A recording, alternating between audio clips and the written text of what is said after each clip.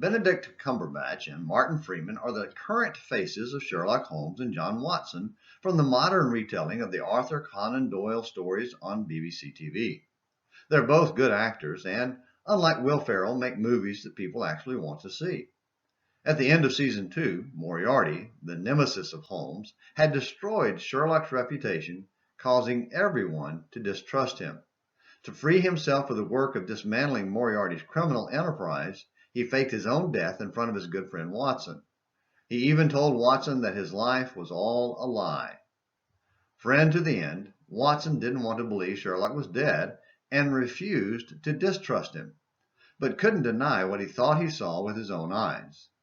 Of course, season 3 revealed how he had faked his death, and in an interview afterwards, Cumberbatch talked about how they had to portray Watson's loss of trust when he found out that Holmes was actually alive. Trust between people is huge, and once it's destroyed, only love can rebuild it.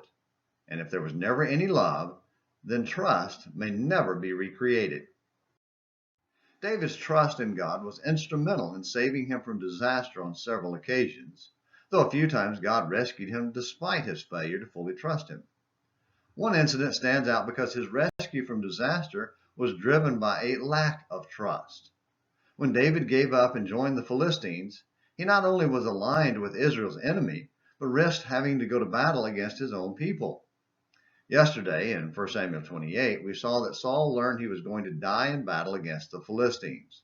What wasn't discussed is the fact David was expected to be there, on the Philistine side. 1 Samuel 29 reveals how David was rescued from that potential disaster. Because there was no love between the Philistines and David, they didn't trust him to fight against Israel, verses 1 and 2. King Achish defended David and argued in his defense, I have found no fault in him from the day he deserted me to this day, verse 3. But the other rulers remember the saying, Saul has slain his thousands and David his 10,000s, verse 5. Convinced he would turn against them and fight for Saul, they insisted on sending him away. So David arose early, he and his men, to depart in the morning to return to the land of the Philistines. And the Philistines went up to Jezreel, verse 11. The question for you and me is this: who really trusts us to stand with them? The enemies of God or the friends of God? That's a serious question that deserves some serious thought. If we truly love God, then His servants will know we love and support them. They will know they can trust us. And His enemies will know where we stand. The Christian won't allow any room for doubt.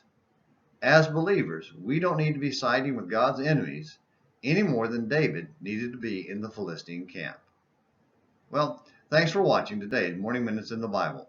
Until tomorrow, this is James McClaney hoping you have a great day.